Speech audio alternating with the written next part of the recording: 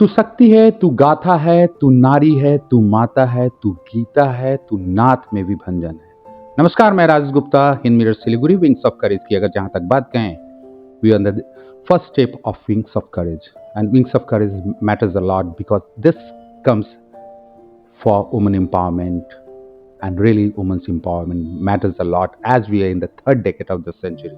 और जहाँ तक रही बात है कि डेट की बात है, राजेश गुप्ता एज यूजल हर तारीख को रखता है, हर दिन अपने आप में इतिहास है। और जहाँ तक रही इतिहास की बात, तो जिस शख्स से हम आज बात कर रहे हैं उस शख्स की अगर बात कहें तो 1991 में उनका जन्म हुआ है। और 1991 इसलिए भारतीय इतिहास के लिए मायने रखता है कि अगर इकोनॉमिक लिबरलाइजेशन की बात कहें तो हम लोग सच में कह सकते हैं कि भारत का उस स्वर्ण युग की शुरुआत होती है। आज जो हम लोग यहाँ बैठे हैं, हम लोग अगर फॉरेन प्रोडक्ट्स की बात कहें, ब्यूटी प्रोडक्ट्स की बात कहें कि I am going to talk with the beauty brains, और अगर उनकी अगर जन्म तिथि की अगर बात कहें तो 9 मई इट्स गवर्न बाय वेनस।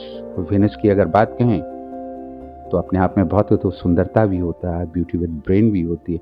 और जहाँ तक अगर 9 मई की बात कहें तो अपने आप में ऐतिहासिक है, और ऐतिहासिक इसलिए है महाराणा प्रताप का भी जन्मदिन है, गांधी जी हमारे राष्ट्रपिता गोपाल कृष्ण गोखले का भी जन्म दिवस है।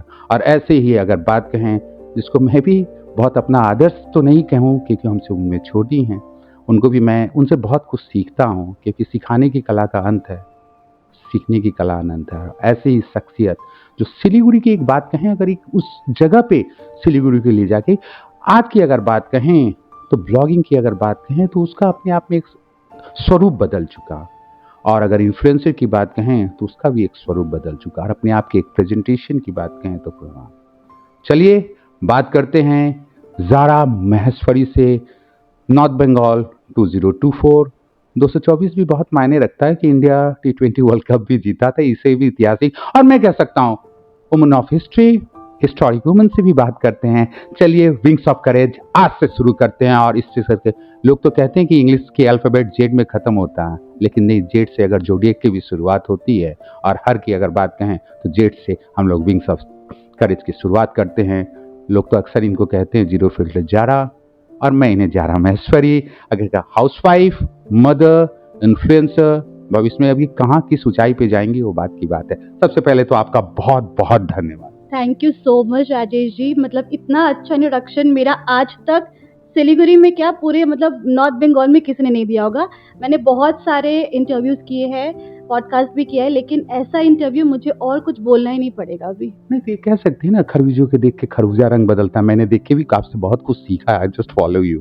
अच्छा ज़ारा जी, एक बात होती है, अगर बात कहें ज़ारा, ज़ारा से ज़ारा महेश्वरी, ज़ारा महेश्वरी से मदर महेश्वरी, ज़ारा महेश्वरी, और मदर महेश्वरी से मिसेस नॉर्थ बंगाल 2024, यहाँ तक का कुछ सफ़र के बारे में बताएं। ये बहुत ही अच्छा सवाल है, क्योंकि बहुत लोगों को ये पता है कि मैं एक मुकाम में पहुंच गई हूँ, लेकिन इसके पीछे का भी बहुत स्ट्रगल रहता है सबके लिए।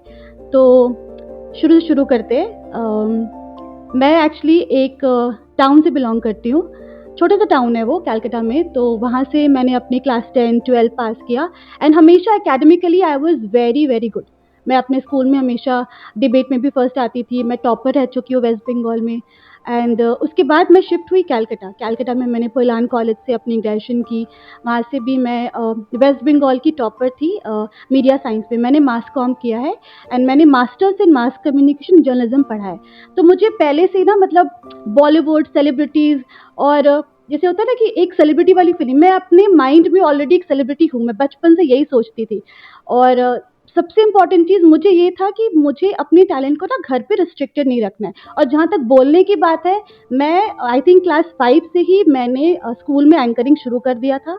लोग अभी शायद देखते होंगे कि जब हम दिल्ली जाते हैं तो मार्च पास्ट होता है, तो मैं अपने स्कूल को इनफैक्ट लीड करती थी। मुझे हमेशा से लगता था कि मैं किसी भी चीज़ में कम नहीं होना चाहती।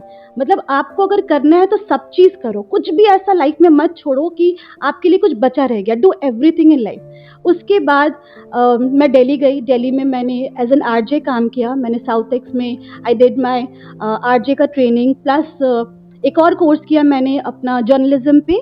एंड वहाँ से मुझे कोई भी अपॉर्चुनिटी नहीं मिला। मैं दूरदर्शन ऑफिस में गई, बट वहाँ पे there was a word and taboo compromise. तो ये तो हमारा फैमिली नहीं सिखाता कि आपको कोई भी तरक्की करना है तो आपको कॉम्प्रोमाइज़ करना ही पड़ेगा।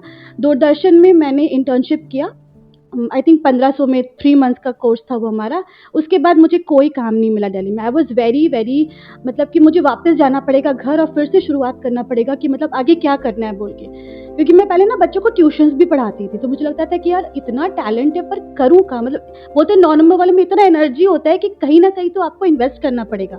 उसके बाद I got my first break in Hindustan Times. वो नोएडा सेक्टर 16 में था एंड मुझे वहाँ पे 6000 मिलता था। तो जब मैंने शुरुआत किया तो हिंदुस्तान टाइम्स में मुझे एज अ कॉपीराइटर का जॉब मिला, क्योंकि मैंने कंटेंट राइटिंग सीखा था। तो मैंने वहाँ पे 4 मंथ्स ऑलमोस्ट काम किया, क्योंकि मैं दिल्ली में जिस पीजी में रहती थी उसका खुद का रेंट ही 4500 रुपये था और बचते मेरे पास 1500 रुपये थे। तो मैं स्टार्टिंग से ही जब से मैंने जॉब करना शुरू किया मैं अपने घर से पैसा नहीं लेती थी, क्योंकि मुझे लगा आप घर से बाहर आ गए मतलब सारा जिम्मेदारी खुद का है तो खुद ही पैसा कमाना है। उसके पहले जब मैं कलकत्ता में थी 2009 में मैंने अपने स्कूल से एंकरिंग शुरू कर दिया था। एक फ़िल्म था पुनरुत्थान, जो हमारे ट्रस्टी थे पोलान स्कूल के, उन्होंने बनाया था। तो उसका पहला एंकरिंग जो प्रमोशन था वो मैंने किया था, जिसका मुझे 500 रुपये अमाउंट मिला था। मेरे लिए वो बहुत था एंड ये सोच के मुझे जो भी अप्रोच करते थे इवेंट मैनेजमेंट से, मैं उनको बोलती थी 500 रुपया, क्योंकि मुझे पता नहीं होता था कि एंकरिंग में कितना पैसा मिलता है। मुझे 500 पकड़ाया तो मैंने उनको आगे भी 500 ही बोला। उसके बाद मुझे बाकी एंकर्स का जब पता लगने लगा, ज़ारा बोल के एक आई है मार्केट में and she is charging very less, सिर्फ 500 रुपये में कर रही है। तो मुझे पता चला कि अच्छा 2000 भी बोल सकते हैं, 25, क्योंकि मुझे पहले पैसे का इतना वैल्यू समझ में नहीं आता। 500 मतलब बहुत कुछ है, बहुत कुछ खरीद सकते हैं। उसके बाद मैंने जब लोगों से मतलब बात किया तो उन्होंने मुझे बोला कि छोटा मोटा तनिष्क का एंकरिंग है, फिर हमारा जैसे IMC जोका था उसका एंकरिंग था, बहुत सारे इवेंट्स था अपना टाटा मैंजा वगैरह का। और मैंने फिर अपना रेट रखना चालू किया, मैंने सीधा बोल दिया 3000 रुपये। एंड कैलकाटा में उस समय एंकर्स के लिए 3000 मतलब नहीं लेना है, इसको बैकआउट करो। बट क्या होता है ना कि आप जिस चीज़ के लिए भगवान ने लिख दिया होता है कि आपको ये काम मिलेगा, तो आप जितना भी कोशिश कर लो कोई आपको रोक नहीं सकता। मतलब उस टाइम पे कैलकाटा में एक एंकर को 3000 मिलना फॉर 1 आवर बहुत बड़ी बात है। सिलीगुड़ी में अभी भी लोग नहीं देते आपको 1-2 घंटे के लिए, बट मुझे मिला वो। तो मैं ये बोल सकती हूँ कि I was very not lucky but I was kind of fortunate enough कि मैं जो सोचती थी करूं वो मुझे मिलता था। मतलब मेरे अंदर क्या है ना कि अब इंट्यूशन पावर, मुझे लगता था अच्छा ये काम हो जाएगा, तो भले वो पहला 1-2 दिन में नहीं हो लेकिन वो हो जाता था।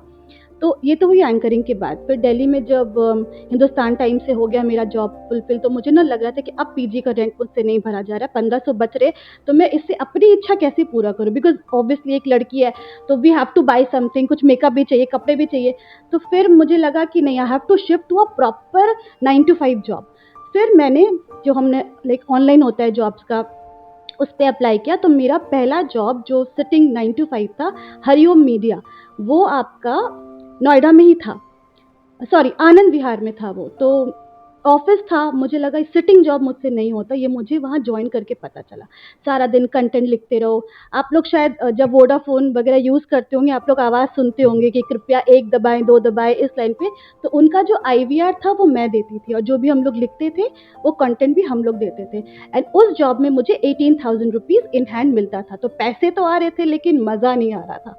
लेकिन और वो जो दिमाग में था ना कि मतलब कुछ करना है, मतलब बॉम्बे जाना है, इतना मेरे को था कि बॉम्बे जाना है, बिकॉज वहाँ पे एंकर्स मिलेंगे, एक्टर्स मिलेंगे, इवेंट्स हो, ग्लैमर मिलेगा। और मुझे लगा I am fit for Bombay only. और ऐसा नहीं कि मैंने ट्राई नहीं किया, मैंने दिल्ली में बहुत जगह में कंसल्टेंसीज में बॉम्बे जाने के चक्कर में बहुत पैसे भी गवाए। ये कंसल्टेंसीज आपसे कभी 500 रुपये मांगते थे, कभी 2500, कभी टेलीफिल्म्स, आपने शायद सुना होगा एकता कपूर का, तो आई टेलीफिल्म्स बोल के एक साउथ एक में बहुत बड़ी बिल्डिंग है, तो उसका ऑडिशंस हो रहा था सीरियल्स का। तो मैंने बोला सीरियल का हो रहा है, मैं तो पक्का क्रैक कर ही दूंगी इंटरव्यू। मेरे को ऑडिशंस भी हुआ, क्रैक भी हो गया, ये सब जॉब करते करते साइड चल रहा था।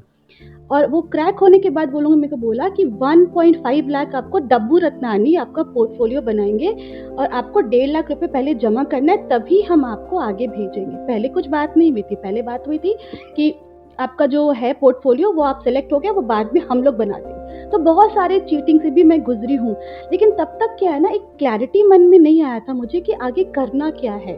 बिकॉज दिल्ली में एट दैट टाइम ब्लॉगिंग या इन्फ्लुएंसिंग से आप पैसे उस समय नहीं कमा सकते थे। मेरा एम क्या था, नॉट मनी, बिकॉज़ मुझे 500 से भी खुशी मिलती थी, बट आई वांटेड कि जो ज़ारा नाम है ना, आई वांटेड कि जिस तरह ब्रांड ज़ारा लोग खरीदने के लिए जमा करते हैं ना पैसा कि नहीं मुझे उस ब्रांड का कपड़ा खरीदना है, तो मुझे लगता था कि लोग मुझे अपने इवेंट में बुलाने के लिए लड़ाइयाँ करें कि नहीं मुझे यही एंकर चाहिए, यही एमसी चाहिए। तो मैंने उस ब्रांड को बनाया और उसके बाद क्या होता है, आप एक एज में आ जाते हो, you want to get married, settle होना चाहते हो, तो फिर उसके बाद मैरिज हो गया। लेकिन तब तक भी मैंने अपना तो मैं जॉब यहाँ नहीं बीच में छोड़ा। टोक रहा हूँ, जारा से जारा महेश्वरी, ये कैसे? कि क्या मैं जानता हूँ ये सिलीगुड़ी, आप कलकत्ता, कलकत्ता से दिल्ली, ये संगम कैसे? ये संगम, ये प्योरली लव का अरेंज मैरिज है। मैं मेरे हस्बैंड से कलकत्ता में मिली and we kind of connected, लेकिन फिर लॉन्ग डिस्टेंस हो गया क्योंकि वो कलकत्ता में थे, मैं दिल्ली में थी एंड बहुत टाइम भी लगा फैमिली को मनाने में, लेकिन फैमिली ऑलमोस्ट मान गए।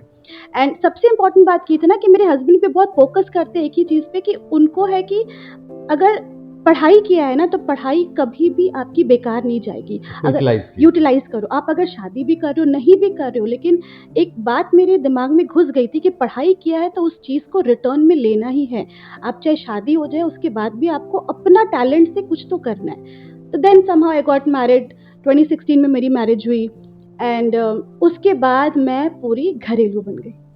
क्योंकि जो होता है, और मेरे साथ क्या है ना, मैं एक ऐसी इंसान हूँ जो हर एज ग्रुप के साथ एडजस्ट कर सकती है। अगर एक बच्चा भी है तो मैं बच्चा बन जाऊंगी, अगर आपके एज के ग्रुप के हैं तो मैं आपसे आपके ही मतलब लाइक वाले बातों में इन्वॉल्व हो जाऊंगी, और अगर 90 या 60 प्लस भी है तो मैं उनके जैसे हो जाऊंगी। तो मेरे जो फादर इन लॉ थे, ही वॉज वेरी फ्रेंडली, फिलहाल अभी वो है नहीं, ही वॉज वेरी फ्रेंडली, बहुत सपोर्टिव, लेकिन उनका एक ही चीज़ था कि प्रॉपर बहू बन के रहना है। तो मैंने बोला चलो इस काम में भी अव्वल कर लेते, खुद को इस काम में भी वो कर देते। देन और मेरे हस्बैंड ना कहते ना कि तुम इतना पढ़ाई तुमने किया है but what do you want to do. And अब शुरू हुआ वो चीज़ जो मुझे लगा कि नहीं, इट्स हाई टाइम कि मुझे ना पढ़ाई बेकार जाने देना नहीं, बिकॉज मुझे पता है खाना बनाना मैंने खुद से सीखा। जब खिलाया तो बहुत लोगों को पसंद आने लगा, मैं कहा क्या करूँ, ढाबा खोल लूँ, मतलब बिजनेस कर लूँ, बिजनेस फैमिली है। तो फिर दिमाग में है कि नहीं कितना दिन चला पाएंगे ना, आपको स्टाफ तो रखना ही पड़ेगा। फिर मैंने अपना यूट्यूब चैनल खोला, ये हुआ मेरे शादी के जस्ट 1 साल बाद ही। उसका नाम था ज़ारापीडिया। मैंने क्यों खोला, बिकॉज़ कोविड आ चुका था 2020 में। तो मेरे साथ आई एक्चुअली इंक्वायर्ड समवेयर कि मेरे को डेटा एंट्री करना है, क्योंकि वो सब बोल रहे थे कि आपको बस फॉर्म वॉर्म फिलअप करना होता है एंड उस पे आपको पर फॉर्म में 5000 रुपीज़ मिलेगा। मैं तो भी सुन करके खुश हो गई कि मिलेगा। तो मैंने जब अप्लाई किया, अप्लाई करने के बाद वो लोग मेरे को बोलते हैं मैम पहले आपको 25,000 रुपीज़ देना पड़ेगा, फिर आपको हम इसका जॉब देंगे। और ये मेरे को क्लिक किया, तो इस पे मैंने एक डिटेल वीडियो बनाया था, data entry fraud in India. वो वीडियो मेरा 1 लाख व्यूज़ क्रॉस कर गया विद इन 3-4 डेज़ ज़ारापीडिया में। उसके बाद मुझे लगा लेट्स कंटिन्यू विद दिस, लेकिन ना टाइम नहीं मिलता था, because you have to take care of husband, फिर ससुर भी थे, फिर मतलब एक प्लानिंग भी होती है कि you have to have a child करके, तो टाइम नहीं मिला। उसके बाद मैंने यूट्यूब पे इतना ध्यान देना बंद कर दिया, लेकिन फिर भी मुझे लगता था कि मतलब वेयर एम आई गोइंग, करना क्या है। Then somehow Ahaan happened, my first child. तो आप बिलीव नहीं करेंगे, वो सिर्फ 9 महीने का था और मैं ना सिर्फ सिलीगुड़ी के बारे में ना पता लगाती थी कि कहाँ पे क्या हो रहा है, कौन सा इवेंट मैनेजमेंट है। तो मुझे पता लगा एसआर मॉडलिंग स्टूडियो, ये सिर्फ अपना गूगल से ही हुआ है। तो पता लगा, तो फिर मैं सब यूट्यूब में सम्राट को फॉलो करने लग गई कि क्या है क्या ये। और मुझे नहीं पता, इंक्वायरी एक होता है ना, मैंने इनको बोला कि ये तो 9 महीना का, ये करना चाहिए क्या मेरे को, बिकॉज 9 महीना के पहले सीजर हुआ था, लाइक सीजरियन चाइल्ड है, उसके जस्ट 2 महीने के बाद I had my gall bladder surgery. तो जितना मतलब लाइफ में प्रॉब्लम आना था वो मेरा 2022 में खत्म हो चुका था। अब मेरे को लगा अब ये टाइम है कि I think God has taken lot of इम्तिहान, अब मेरे को खुद को वापस लेके आना है। तो 2022 से मेरी जर्नी शुरू हुई थी खोज की कि मैं क्या करूँ। तो पहला स्टेप मेरा था कि मैं एक रजिस्टर करती हूँ मिसेस नॉर्थ बंगाल में। तो और वो भी मैंने क्यों किया, बिकॉज मेरे अंदर ना जेलसी वाली फील नहीं है, मेरे अंदर ये कॉम्पिटिटिव मैं बहुत हूँ, कुछ एम्बिशियस। करना है। हाँ, एम्बिशियस मैं बहुत हूँ। तो मेरे जितने भी फ्रेंड्स थे सब मेरे को टेक्स्ट करते थे, ज़ारा तू कहाँ गायब हो गई, तू तो मतलब अपने वेस्ट बंगाल टॉपर रह चुकी है, प्लस तू पोलान की जान थी, तू कहाँ छुप गई है, तू कहाँ खाना बना रही है? And they were used to make lot of fun. मेरे बहुत सारे फ्रेंड्स हैं कलकत्ता वाले, और मेरी उसमें से एक फ्रेंड थी जो एक्रोपोलिस मॉल में उसने मिस एक्रोपोलिस जीता था। तो मैंने इनको बोला, मेरे हस्बैंड को, कि जब ये कर सकती है तो आपको नहीं लगता कि मैं कर सकती हूँ? तो ये मेरे को, तुमको लगता है कि तुम कर सकती हो तो करो, हम तुम्हारा साथ देगा, तुम करो, बस तुम करो। तो मैंने बोला ठीक है, अब ये 9 महीना का है चाहे 10 महीने का, आप इसको संभालिए, मेरा काम था पैदा करना, अब मिलके संभालेंगे, लेकिन ये मेरे को करने दीजिए। एंड समहाउ मेरी गट फीलिंग मेरे को बोली कि शायद मैं ये क्राउन लेके घर आऊंगी। बस वो नॉर्थ बंगाल का जो मैंने क्राउन लिया, उसके बाद से मेरी जर्नी ऑफ, मतलब एक बोलते हैं ना कि नेम, फेम, पैसा, ग्लैमर इंडस्ट्री ऑफ सिलीगुड़ी। सब मिला। एग्जैक्टली। लेकिन सबको ये लगता है कि ज़ारा मिसेस नॉर्थ बंगाल बनी है and she was very lucky with that. लेकिन आप लोगों को ये नहीं पता होता ना, जब इंसान पीछे कितना स्ट्रगल करता है, लोगों को नहीं पता उसके होता है। पीछे की मेहनत या the base of that. Base मतलब बहुत कुछ है इन बिटवीन। लोग सिर्फ ये देखते हैं, अच्छा इसका हर दिन पोस्ट आ रहा है, अच्छा ये हर दिन रील बना रही है, अच्छा ये एक दिन में 3 इवेंट कर रही है, अच्छा ये हर जगह गेस्ट ऑफ ऑनर है। तो भाई वो बनने के लिए you have to keep that calm in your body. आप अगर कोई आपको अगर आपकी तारीफ भी करे ना, तो आपको बहुत उस चीज को चढ़ना नहीं है कि सुन करके ये मेरा तारीफ करे मतलब मैं तो एकदम झाड़ पे चढ़ जाऊंगी।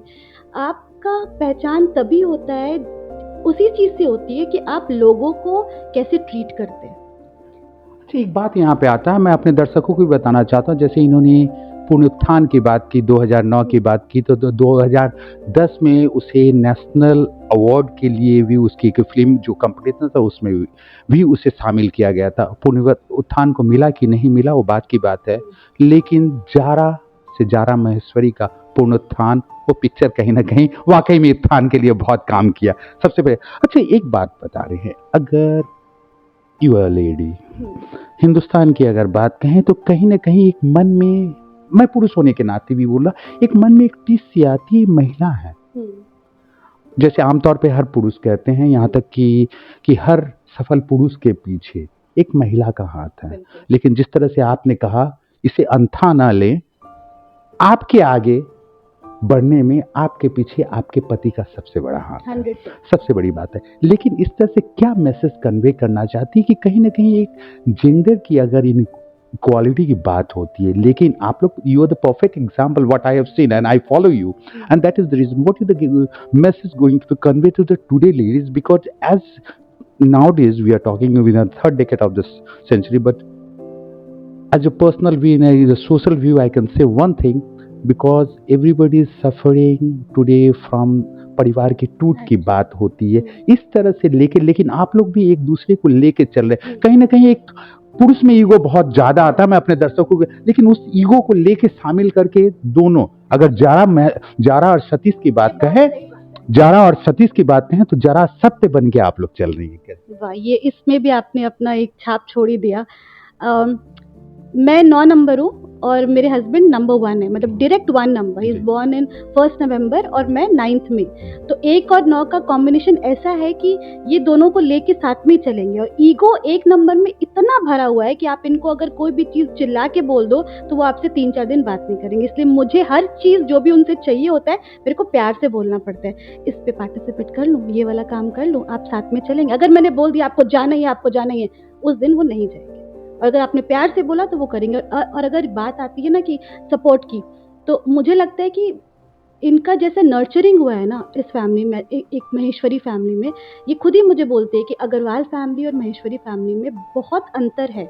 मैंने भी देखा इन टर्म्स ऑफ, मतलब आप डाउरी बोलो या in terms of family cultural function बोलो, करेक्ट। लेकिन इनकी मम्मी, मैं आपको छोटा सा एग्जांपल देती हूँ। जो मेरी सास थी, मैंने कभी मिला नहीं उनसे, लेकिन ये मुझे बताते हैं मेरे हस्बैंड कि जब ये छोटे थे इन्होंने कभी भी नॉर्मल घर का पानी नहीं पिया।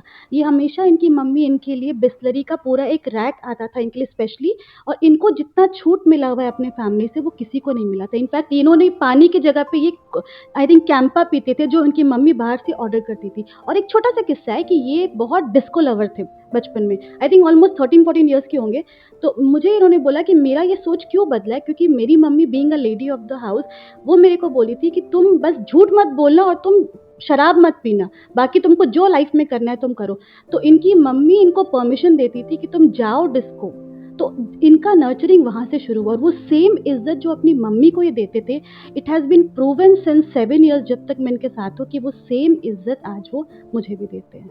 अच्छा, एक बात आती है कि एज अ लेडी मैं ज़ारा महेश्वरी से अगर बात कहूँ तो just you are the perfect example what I think in Siliguri or North Bengal, or particularly if I talk about Nepal, Bhutan and Bangladesh, you are also international personality in my view, what I think. But what do you think in today everything is changing, but what you are expecting for the coming next decade about women empowerment as a woman? Tanishq भी मुझे लगता है आप बहुत prepare करके आए हो questions के लिए, बट आई नो आप हमेशा इम्प्रॉम्प्टू क्वेश्चंस करते हैं। ये बहुत ही अच्छा क्वेश्चन है क्योंकि being a woman, specially a mother and a woman, दोनों ये चीज़ निभाना बहुत मुश्किल होता है। So I being a wife, a mother and a woman, मुझे ऐसा लगता है कि सिलीगुड़ी में, नॉर्थ बंगाल में इतना अपॉर्चुनिटी है लेडीज़ के लिए, लेकिन कुछ लोग इस अपॉर्चुनिटी को यूज़ गलत डायरेक्शन में करते हैं। आप में अगर टैलेंट है तो आप उस टैलेंट से आगे बढ़िए। सिलीगुड़ी में आप, सिलीगुड़ी इज़ जस्ट लाइक, मुझे लगता है हमारा एक बॉम्बे जैसा ही है कि एक सपनों का ही शहर है। मेरे लिए तो यही हुआ क्योंकि मुझे लगता था एमएनसी छोड़ के आई हूँ, सिलीगुड़ी में क्या होगा, लेकिन आज सिलीगुड़ी ने मुझे जो भी दिया है आई थिंक वो परे है। एंड वुमेन एम्पावरमेंट की मैं बहुत बिलीवर हूँ क्योंकि लोग ये कहते हैं, एक टर्म यूज़ करते हैं एम्पावर्ड वुमेन, लेकिन आप एम्पावर्ड वर्ड यूज़ करते हो लेकिन आप पीठ पीछे उसी वुमेन को आगे नहीं बढ़ने देते हो।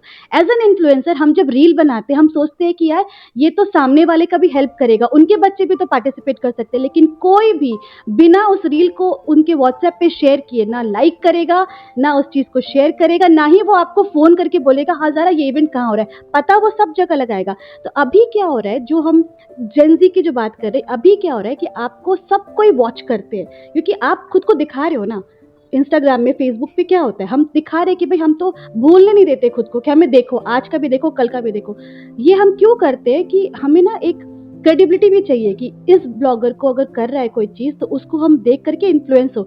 लेकिन वुमेन एम्पावरमेंट, बहुत लोगों ने आजकल बिजनेस भी खोल के रखा है, लेडीज़ को लेकर के आ रहे हैं, 70-80 लोगों को, अलग अलग आपके ऑर्गेनाइजेशन है जहाँ पे लेडीज़ को आगे बढ़ाया जा रहा है। लेकिन मेरे हिसाब से जितना मैंने यहाँ पे ऑब्जर्व किया है, लेडीज को नहीं बढ़ाया जा रहा है, आप खुद आगे बढ़ो। मतलब हो सकता है आपकी बातों के अंदर we are using them. Exactly, I अभी मुझे ऐसा लगता है we don't need any organisation to move forward, to move ahead and make a name. हमें ऑर्गेनाइजेशन डेफिनेटली वो ज़रूरी होता है, लेकिन वो तब तक ही ज़रूरी होना चाहिए आपके लिए जब तक वो ऑर्गेनाइजेशन आपको साथ में लेके चल रहा है, ना कि सिर्फ इंडिविजुअली आप खुद को दिखा रहे हो और बाकी आपके जो भी ग्रुप में है वो आगे नहीं बढ़ पा रहे। अच्छा, एक बात मैं यहाँ पे बोल रहा हूँ, अगर जेनजी की बात होती है, लेकिन मैं पर्सनल अपनी व्यू को लेता हूँ, जैसे आप जानती है थोड़ा बहुत मैं भी लिखता हूँ इधर, तो जेनजी की बात हुई, लेकिन आजकल के जेनजी में क्या के मुकाबले पहले के जो जेनजी जो थे उनमें अभी भी उस जेलेसी की भावना अभी भी है, क्योंकि मुझे ये लग रहा है। 100% सच है, 100% राइट। मतलब पहले क्या होता था कि ना, मतलब लेडीज से जलते थे घर पे कि मतलब ऐसा वाला फील था कि कल मुही टाइप का जो वर्ड यूज़ करते थे वो लोग कि ये कर लिया वो कर लिया। पहले क्या मम्मी लोग के टाइम में था कि मेरे से अच्छा खाना मैंने तो देखते थे कौन सा मसाला डाल रही है। अभी के ज़माने में क्या है ना, जेलसी एक टैबू नहीं है, जेलसी एक रियलिटी है। अभी घर, अगर अभी भी ये मेरा इंटरव्यू अगर 10 लोग देख रहे होंगे सामने तो वो जल बुन के वो हो रहे होंगे कि अरे इसका इंटरव्यू क्यों, लेकिन कभी कोई ये नहीं सोचेगा कि इसका इंटरव्यू होना चाहिए था, ये वाओ इसका इंटरव्यू आया। मैं जहाँ तक पर्सनली जानती हूँ, क्योंकि मुझे पता है कि मेरे अंदर आज तक जेलसी वाला भाव आया ही नहीं। आप तभी किसी को हेट कर सकते हो जब आपके अंदर उस चीज़ की कमी हो। अगर आप संपूर्ण हैं तो आप कभी किसी से जेलस नहीं हो सकते, मैं तो ये सोचती हूँ। और दूसरी बात, आपको अगर खुद कुछ लाइफ में आप नहीं कर सकते हो ना, तो कुछ ऐसी चीज़ को अप्लाई करो कि जिससे आप इतना बिजी हो जाओ कि लोग क्या कर रहे हैं अपने लाइफ में आपको इससे कोई फर्क नहीं पड़े।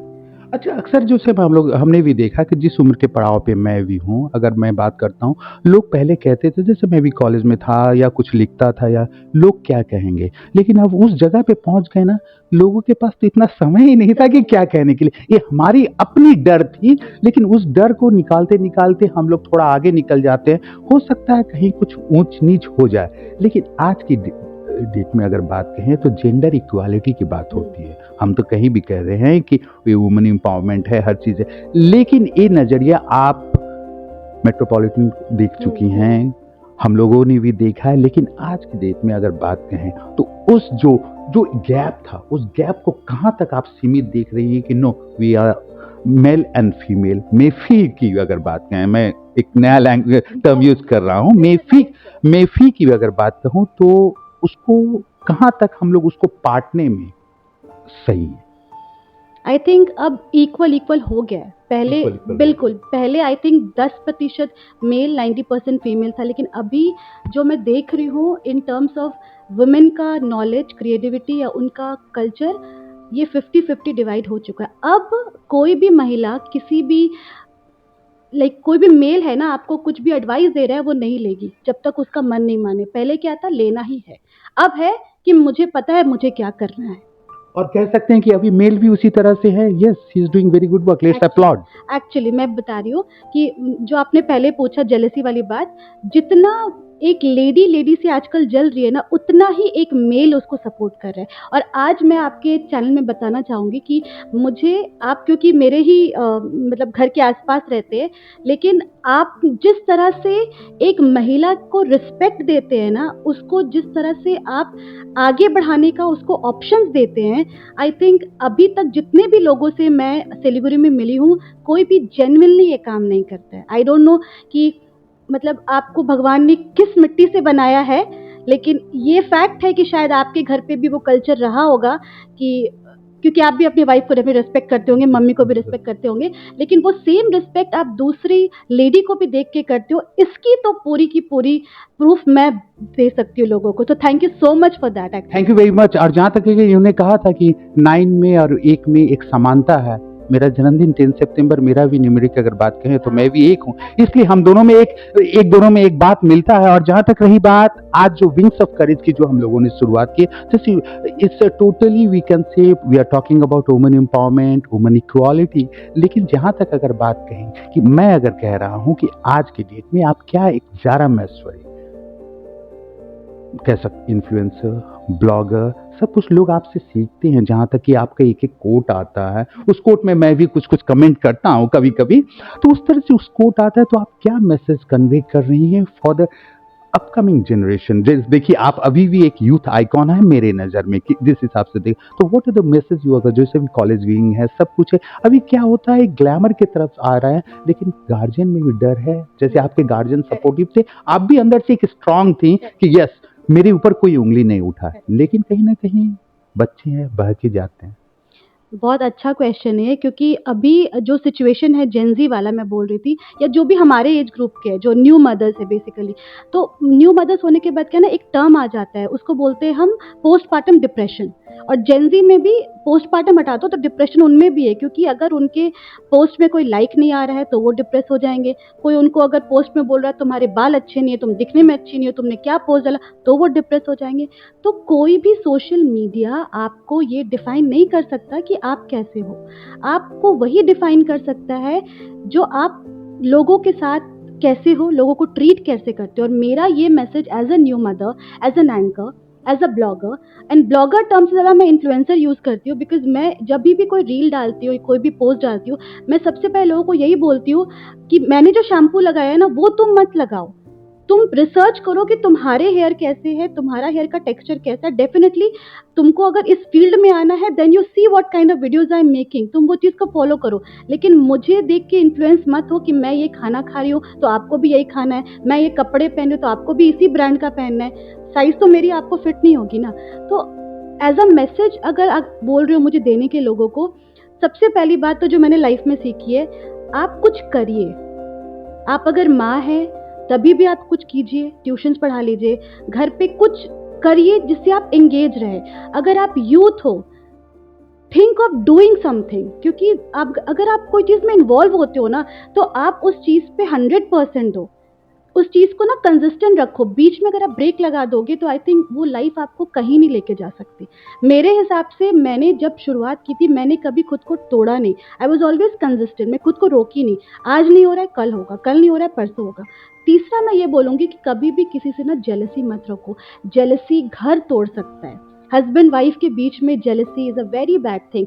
आपस में फ्रेंड्स हो लेकिन पीठ पीछे आप बोल रहे हो इसको क्यों ये चीज़ मिल गया, उसको नहीं मिला। सो लाइफ में जेलसी हटा दो, पॉजिटिव रहो एंड जो आप कर रहे हो उसके कंसिस्टेंट रहो। आपको ज़रूर वो चीज़ मिलेगा अगर वो आपके लिए लिखा गया है तो। दादा जी, चलते चलते एक सवाल हमारे जहन में आता है, क्योंकि हम लोगों ने फैशन इंडस्ट्री को देखा है। मूवी की अगर बात कहें उस अलग एक बात है, और सिलीगुड़ी की अगर बात करें, आप कलकत्ता से आई हैं, दिल्ली का, लेकिन सिलीगुड़ी से क्वाइट फैशनेबल, बहुत अच्छी। और जहाँ तक एक बात है, आज की डेट में अगर फैशन का एक ट्रेंड है, लेकिन आप मॉडल भी हो, आप एक इन्फ्लुएंसर हो, एक सवाल आता है, मैं एज अ पुरुष होने के नाते बोल रहा हूँ कि फैशन की अगर बात करें या अपना परिधान की बात करें, we talk about dress, what's the difference between vulgarity and beauty? मुझे लग रहा था ये सवाल आएगा। मेरे हिसाब से ब्यूटी इज़ समथिंग जो आपके कपड़े आपको डिफाइन नहीं करते हैं, जो आपकी सोच आपको डिफाइन करती है। आप जितने भी स्लीवलेस कपड़ा पहन लो या जितना भी फैशनेबल कपड़ा पहन लो, जब तक आप उस कपड़े को पहन करके सामने वाले से बात नहीं कर पा रहे हो ढंग से, that will never define your beauty. Beauty ढके कपड़ों में भी हो सकती है। वल्गैरिटी और ब्यूटी में एक थिन लाइन का डिफरेंस है। वल्गैरिटी तब होता है जब आप कोई चीज़ को दिखने के लिए डेस्परेट हो जाते हैं, और ब्यूटी वो है जो आपके ना अंदर से आती है। इस डेस्परेसी में कि मुझे उससे ज़्यादा दाम का कपड़ा पहनना है या मुझे उससे ज़्यादा महंगा मेकअप लगाना है, इस चक्कर में लोग वल्गैरिटी न्यूडिटी पे उतर जाते हैं कि नहीं ये अच्छा दिखने के होड़ में। लेकिन beauty is something which is not just inner, outer definitely है because presentation is very important हमारी इंडस्ट्री में as a model, as a influencer. लेकिन वल्गैरिटी कम्स जब आप दूसरों से ओवर कंपटीशन करना चाहते हो ना, तब वल्गैरिटी आ जाती है। एंड मेरे हिसाब से मुझे मेरे पैजेंट में I always received one thing कि she is beauty with brains, because मुझे बहुत सारे लोग कमेंट भी करते, ज़ारा ये ड्रेस तुम कहाँ से लिया है, तुमने कैसे किया। तो मैं उनको एक ही चीज़ बोलती हूँ कि आप भले महंगे कपड़े मत पहनो, मतलब एक नॉर्मल कपड़े को भी आप 3-4 बार स्टाइल कर सकते हो। मेरे ही रील्स में बहुत लोग देखे होंगे कि अगर आज एक इंटरव्यू में मैं एक कोट पैंट पहन रही हूँ तो उसके 4 दिन के बाद मैं वो सेम चीज़ रिपीट कर रही हूँ विद अदर थिंग। तो अगर आप ब्यूटीफुल दिखना चाहते हो तो it doesn't, you don't need महंगा प्रोडक्ट, महंगे कपड़े। B beautiful inside. अगर आप इंसान अच्छे नहीं हो ना, तो आप जितना भी मेकअप लगा लो, आप अच्छे नहीं दिख सकते। चलते चलते एक सवाल, और इस विंग्स ऑफ करेज में this is the only last question I am going to ask everyone, every lady, what the message you are going to give to our male viewer? Okay, so for all those male people watching me, मैं चाहूँगी कि आपके घर पे जो भी महिला है, चाहे बहन हो, चाहे आपकी डॉटर हो, किसी भी एज की हो, चाहे आपकी मॉम हो, आप प्लीज़ उनकी बातें ना आराम से सुनिए। जब भी आप दुकान से आ रहे हो, शॉप से आ रहे हो, बिजनेस कंप्लीट करके आ रहे हो, घर पे उनके साथ बैठिए, कुछ टाइम मोबाइल को साइड रख के उनसे पूछिए कि आज उनका दिन कैसा गया या उनको लाइफ में आगे क्या करना है। जिनकी भी जिस चीज़ की उनकी डिमांड है ना, प्लीज़ कोशिश करिए उस चीज़ को पूरा करने की, क्योंकि तब आप देखोगे कि आपके घर की लेडीज़, बोलते हैं ना कि घर की अगर लक्ष्मी खुश है, एंड आजकल ना दौलतमंद होना बहुत ही सिंपल है। जिसके पास बहुत पैसे है वो दौलतमंद नहीं है, वही हस्बैंड दौलतमंद है जिसकी बीवी लक्ष्मी है। और लक्ष्मी, देखो, घर को सुंदर बनाना एक बीवी के हाथ में है, लेकिन बीवी को सुंदर रखना एक मर्द के हाथ में, उसके पति के हाथ में। तो एक हस्बैंड ही है जो अपनी वाइफ को, अपनी मम्मी को, अपनी बेटी को खुश कर सकता है। तो आई थिंक जिस तरह से मेरे हस्बैंड ने मुझे सपोर्ट किया है, यहाँ बैठे इंसान ने मेरी अहमियत को समझा है, आई थिंक आप लोग घर बैठे जितने भी देख रहे हैं, आप लोग भी अपने अपने घर की लेडीज़ को सपोर्ट करिए। इस विंग्स ऑफ करेज जो है, दे हैव करेज, बट उनको पर देना आपका काम है। वैसे ही अगर पर की बात कहें तो मैं अक्सर कहता हूँ, अगर भारतीय संस्कृति की बात कहें, भारतीय मातृशक्ति की बात कहें, रावण सीता मैया को लंका ले गया, लेकिन भारतीय नारी का पांव पड़ा तो श्रीलंका हो गया। और वाकई में करेज की बात कहें, मैं स्त्री सी, मैं महिला की बात करता हूँ, नारी सशक्तिकरण की बात करता हूँ, वुमन एम्पावरमेंट की बात कर। महिला मतलब क्या, महिला की अगर बात कहें, माँ मतलब पृथ्वी, ला मतलब उठाना, और वाकई में जो घर और गृहस्थी को जो अगर उठा के रख सकती है, तो वाकई में नारी सशक्तिकरण को मैं प्रणाम करता हूँ। Wings of courage, let's see what woman thinks about woman empowerment, about particularly about male, the industry, the glamour industry and today society. आपका बहुत बहुत धन्यवाद। Thank you so much for having me.